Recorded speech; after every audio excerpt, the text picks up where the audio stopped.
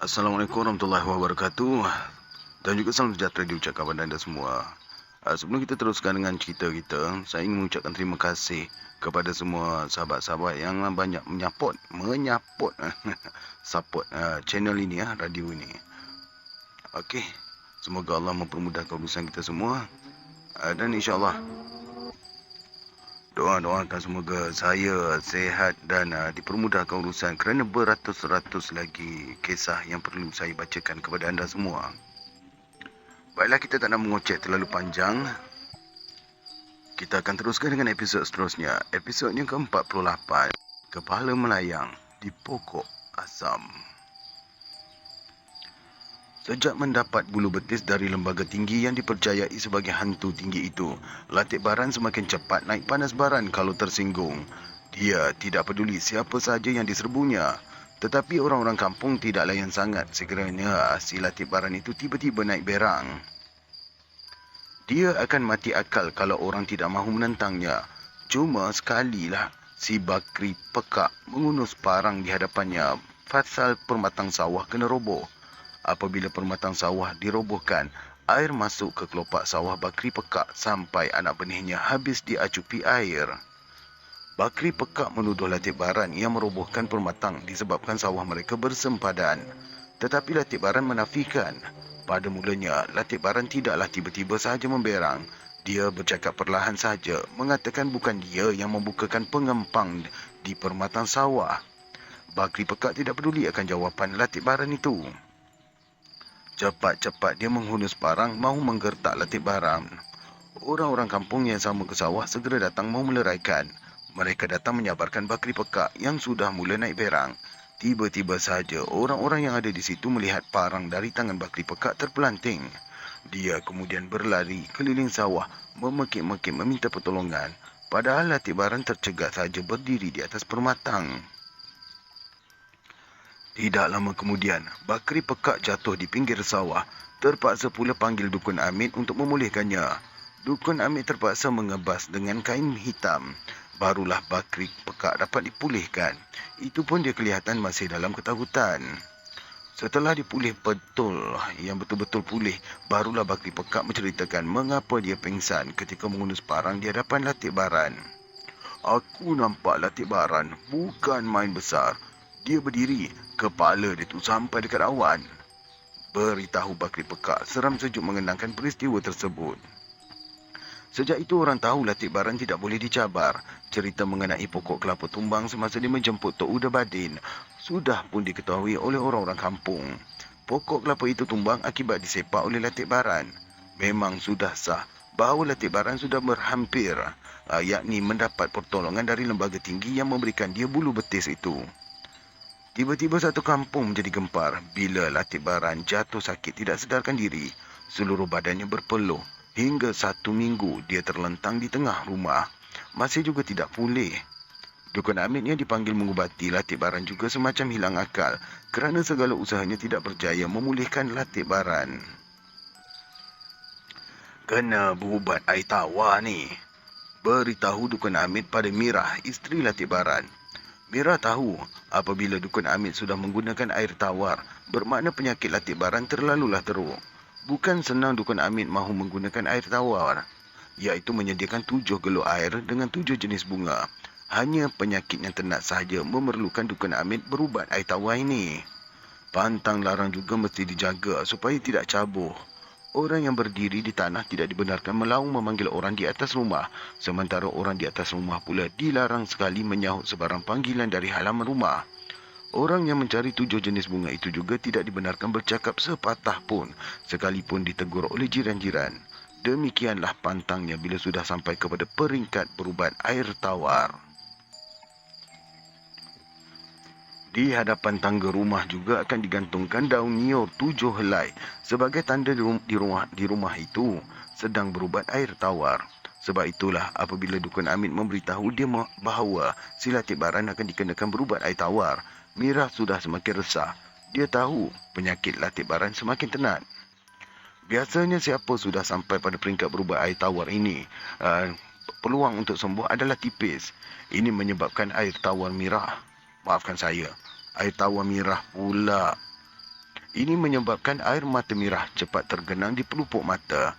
Dia merasakan si Latif Baran, tempat bergantung hidup anak beranak, sudah tidak dapat diselamatkan lagi. Bagaimanapun dia masih berharap Dukun Amit mampu memulihkan penyakit suaminya. Lainlah kalau sudah 3 kali naik berubat air tawar. Kalau setakat sekali naik, tentulah penyakitnya masih boleh diubati. Dukun Amit juga sekadar menolong. Kuasa untuk menyembuhkan penyakit Latif Baran hanya pada Allah sahaja. Ini memang Mirah faham benar-benar. Ayahnya Pak Hitam Nong selalu ingatkan dia semenjak Latif Baran jatuh sakit tiba-tiba dengan tidak bersebab. Pada mulanya dia hanya memberitahu Mirah untuk ke hutan memasang jerat.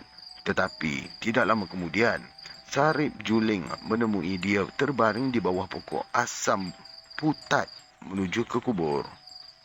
Okey, kalau ada siapa-siapa boleh bagi komen sikit tentang perkataan putat. Putat. Mungkin ada juga yang tak tahu. Okey, baik kita teruskan. Kebetulan Sarip Juling pergi ke belukar kubur mahu melepaskan kambingnya.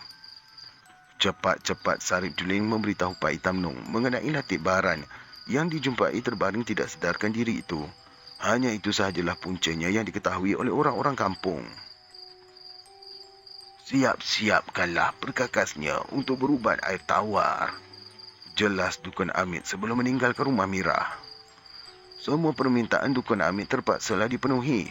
7 gelok air dengan 7 jenis kuntum bunga, mayam pinang belum terurai, berteh, kain hitam dan 7 jenis limau. Itulah perkakas ramuan perubatan yang perlu disediakan.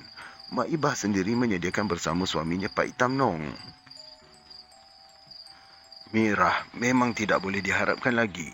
Sejak seminggu Latif Baran ditemui oleh Sarip Juling terbaring di bawah pokok asam putat, dia sudah semacam hilang akal. Dia tidak tahu apapun kalau disuruh sediakan itu dan ini. Semuanya terserah kepada Mak Ibah dan Pak Hitam Nong sahaja. Pada malam Dukun Amit memulakan pengubatan air tawar itu. Dia meminta semua pelita dipadamkan. Hanya bau asap kemenyan saja memenuhi segenap ruang. Beberapa saat kemudian, rumah itu bergegar kuat seperti dilanggar benda besar.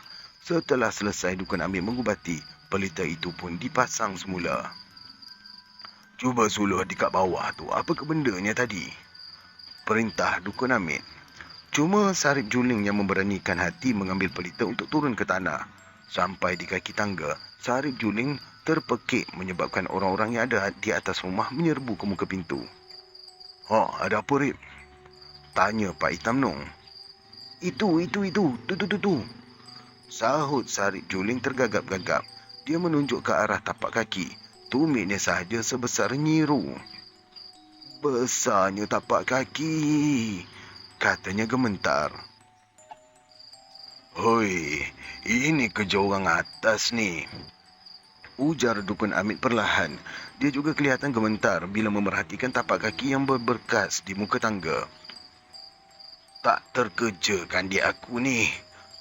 Keluhnya lemah macam tidak yakin lagi akan kebolehannya untuk mengubat Latif Baran. Habis tu macam mana? Pak Hitam Nong cemas dengan sikap Dukun Amit seakan-akan menyerah kalah. Dukun Amit menggelengkan kepala. Dia sendiri tidak tahu bagaimana mengubati Latif Baran. Pengalamannya sebagai dukun selama ini sudah dicurahkannya bagi mengubati Latif Baran. Tetapi ternyata, dia tidak dapat menyaingi hantu tinggi yang mengganggu Latif Baran sekarang. Memang dia tahu Latif Baran sudah diganggu hantu tinggi. Latif Baran sendiri pernah memberitahunya mengenai bulu betis yang diberikan kepadanya. Tetapi, mengapa sekarang hantu tinggi ini mengganggu? Padahal bulu betis itu sudah diberikan kepada Latif Baran. Setahu Dukun Amit, siapa saja yang sudah mendapatkan barang daripada makhluk-makhluk gaib, maka dirinya sentiasa bersahabat dengan makhluk berkenaan. Masakan pula makhluk gaib seperti hantu tinggi itu mengganggu Latif Baran yang sudah bersahabat.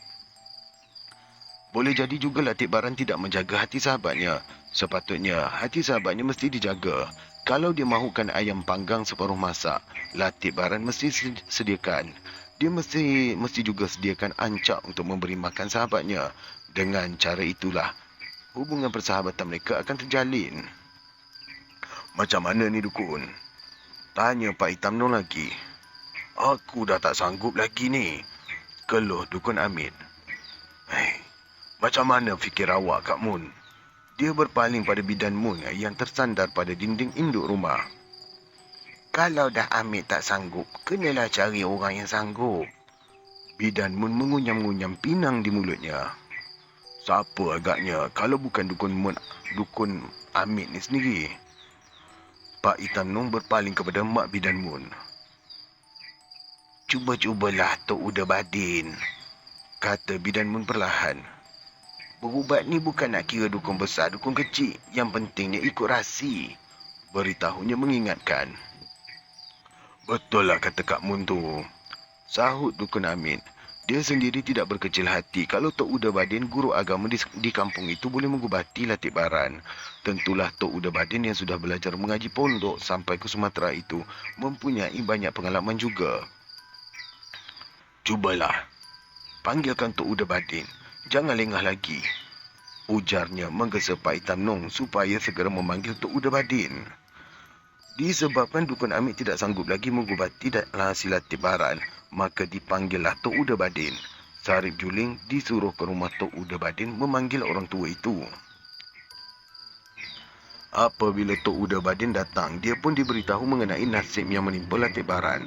Kisah Latik Baran ditemui terbaring tidak sadarkan diri di bawah pokok asam putat berhampiran tanah kubur semasa mahu memasang jerat ke hutan. Memang mengherankan mereka. Kalau mahu dikatakan ada orang sakit hati terhadapnya, lalu memukul curi dari belakang, tidak pula ada kesan-kesan kena pukul. Tok Uda Badin tetap tenang apabila diberitahu mengenai Latik Baran dijumpai oleh Sarip Juling terbaring tidak sedarkan diri. Dia bersila menghadap tubuh Latik Baran yang terkejang tidak bergerak, cuma nafasnya sahaja yang turun naik kencang. Mit, oh Mit. Tok Uda Badin menggamit dukun Amit. Kau gunakanlah kepandaian kau, biarlah aku yang membantu, kata Tok Uda Badin menggertak bibir. Dukun Amit mengganggu. Dia marah ke kepala Latik Baran. Aku ni dah nasihatkan dia. Tok Uda Badin menghela nafas pendek. Buangkan benda tu, buangkan. Dia degil juga nak simpan. Setan, mana pula boleh buat berjanji. Gerutuhnya bila kenangkan Latik Baran berkeras tidak mahu membuang bulu betis yang diberi kepadanya oleh hantu tinggi. Orang ramai berkumpul di rumah Latik Baran tidak berkata apa-apa. Mereka serahkan semuanya kepada kesanggupan Tok Uda Badin dan dukun Amit sahaja. Mulakanlah Amit, kata Tok Uda Badin ke arah dukun Amit. Dukun Amit mengganggu. Mulutnya kumat kamit sambil matanya pejam. Lama-kelamaan peluh memercik di dahi dukun Amit. Matanya tetap terpejam dengan mulut kumat kamit. Sementara Tok Uda Badin mengangkat kedua belah tangannya. Tapak tangannya dihalakan kepada dukun Amit, bukannya pada Latik Baran. Sekali-sekali dia mengenjur-ngenjurkan tangannya menolak sesuatu ke arah dukun Amit. Ketika itulah baru Latik Baran menggerakkan kepalanya sama seperti dukun Amit juga. Tolong tengok-tengokkan Latik tu. Tok Uda Badin menggamit Pak Hitam Nong, sementara Pak Hitam Nong menggamit Sarip Juling. Mereka berdua duduk melutut berhampiran dengan Latik Baran. Sekaligus Latik Baran bingkas mahu bangun, tetapi cepat-cepat Pak Hitam Nong memaut dadanya. Dia direbahkan semula. Sarip Juling pula menerpa ke arah kaki Latik Baran. Beberapa orang lelaki yang ada di serambi juga menerpa masuk setelah dipanggil oleh Mak Bidan Mun. Mereka sama-sama membantu memegangkan Latik Baran yang mula meronta kuat. Celaka kau Amit, kenapa kau panggil orang tua cabuk ni? Bentak Latik Baran.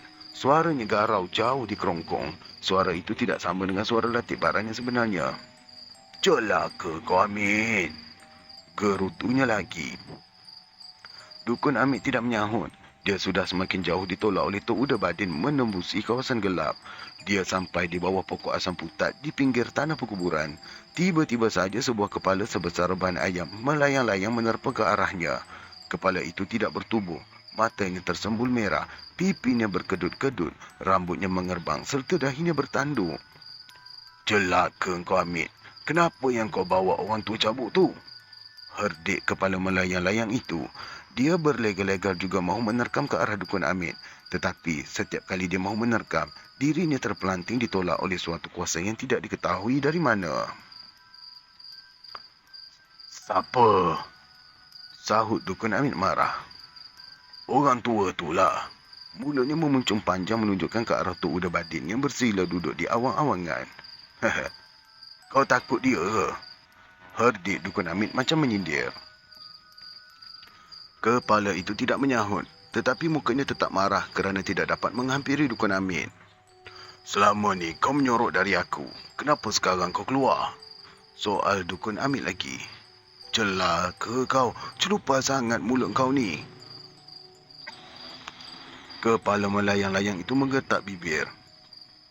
Macam mana aku tak menyorok dari orang tua tu? Panas badan aku. Tempat ini sangat panas. Katanya geram. Dah kalau kau panas, berambuslah kau. Bentak Dukun Amit. Macam mana aku nak pergi? Aku tak ada jalan. Biarlah Latif tunjukkan jalan aku. Kepala itu tersengih-sengih mengerling ke arah Dukun Amit. Dah sekarang ni kau tinggalkan Latif. Suara Dukun Amit keras. Kalau kau tahu jalan datang, pasal apa pula kau tak tahu jalan balik? Ujar Dukun Amit lagi. Belum sempat kepala itu menyahut, Dukun Amit nampak Tok Uda Badin menghembus ke arah kepala melayang-layang itu. Panah-panah berapi menjunam datang beratus-ratus. Kepala itu terjerit-jerit lalu bertukar menjadi kumpulan asap. Menjadi kepulan asap hitam yang memanjang macam menungkat ke langit. Tetapi panah berapi itu melujah juga ke arah kepulan asap sambil terbakar api menyala membakar kepulan asap hitam yang menungkat ke langit. Tolong, janganlah bakar aku. Kepulan asap itu memekik bergaung dari udara. Orang tua ni, dia tak sama macam kau Amit. Tak pernah aku jumpa lagi macam ni ilmunya. Suaranya merintih menahan kesakitan. Kau fikir kau boleh uluk-ulukkan aku ya? Ejek Dukun Amit memerhatikan kepulan asap hitam itu yang menggeliat-geliat kesakitan. Sekarang ni kau cubalah menyorok diri kau. Jerkah Dukun Amit mencabar lembaga hitam yang menjelma dalam kepulan asap itu. Aku tak dapat menyorok. Pekik lembaga itu sekuat hati. Dah tak boleh menyorok, kau berambuslah. Cabar Dukun Amit lagi. Kepulan asap itu bertukar menjadi batu kerikil. Dukun Amit kumat kamit membacakan sesuatu. Kemudian dia mendengar Tok Uda Badin menyuruhnya membacakan satu ayat. Baik, ayat di sini tidak saya bacakan ya. Baik, kita teruskan. Dukun Amit mengikut sahaja apa yang disuruh oleh Tok Uda Badin. Sebaik sahaja dia membacakan ayat tersebut, tiba-tiba halilintar berdentum menyebabkan batu kerikil itu berkecai.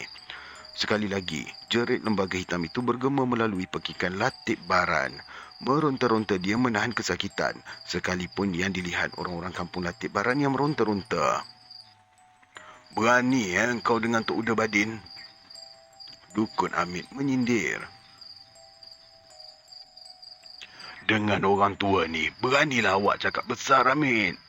Sahut lembaga itu bertukar menjelmakan dirinya menjadi kepala yang berlegar-legar. Seluruh bahagian mukanya sudah hangus dibakar api. Matanya yang tersembul merah pun sudah terbakar hangus.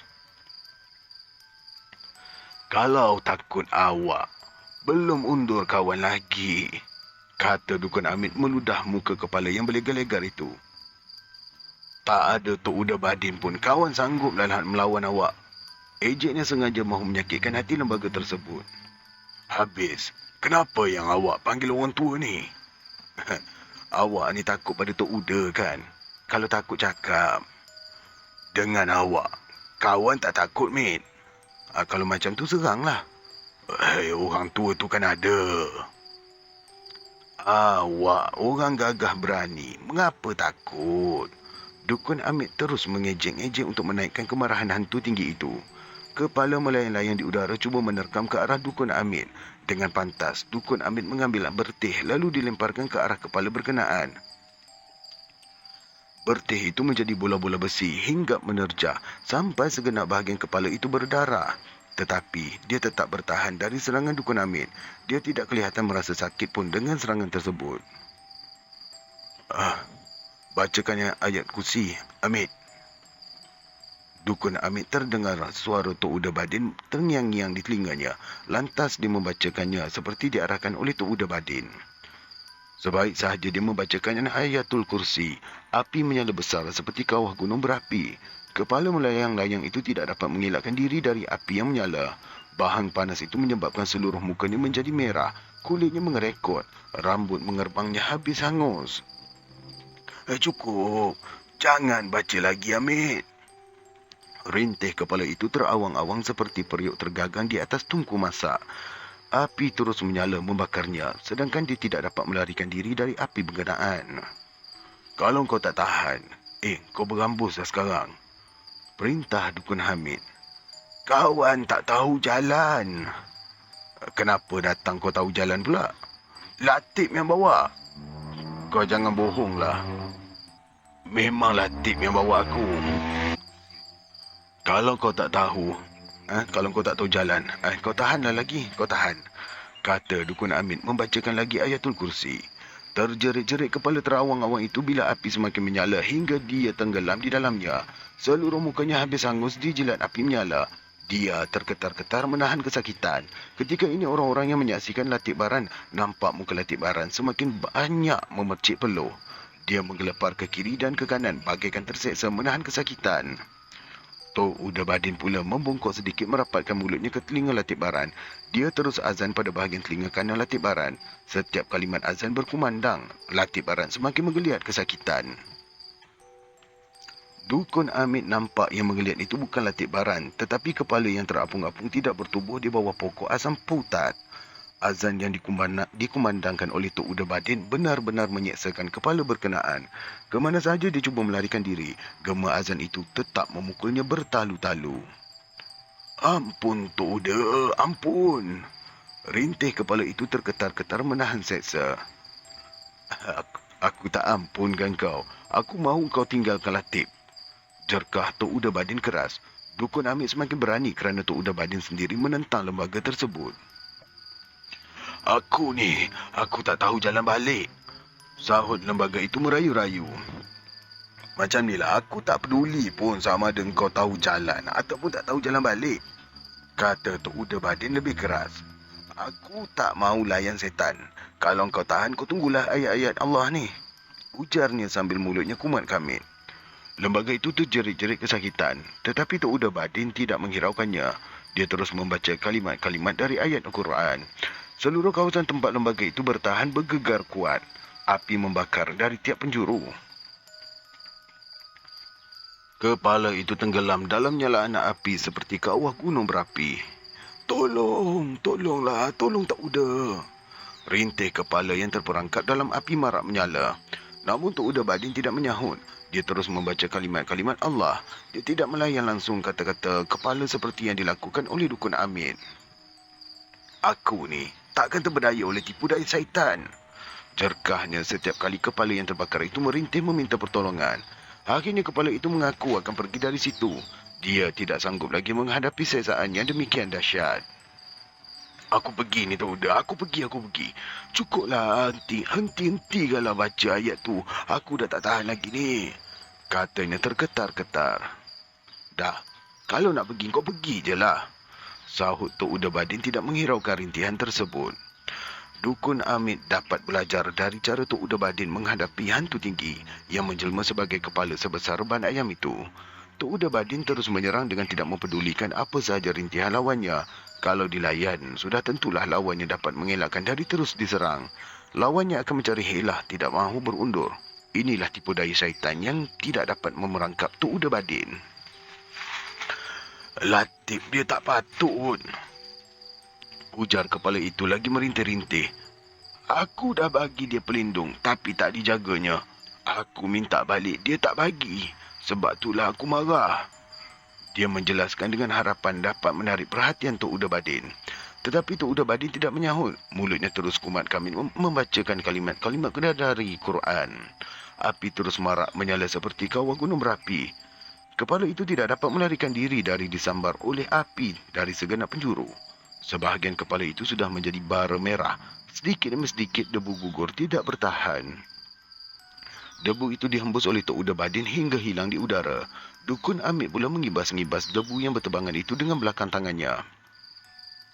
Kira-kira tengah malam kemudiannya, barulah Latif Baran sedar dari pingsannya. Dia macam orang bingung tidak tahu apa yang berlaku ke atas dirinya. Hampir sebulan selepas itu, barulah Latif Baran pulih betul. barulah dia dapat mengingat kejadian yang dialaminya. Bulu betis yang didapatinya dari hantu tinggi itu sebenarnya sudah hilang entah ke mana. Dia selitkan celah atap di kepuk padi. Satu pagi apabila dilihatnya, benda itu tidak ada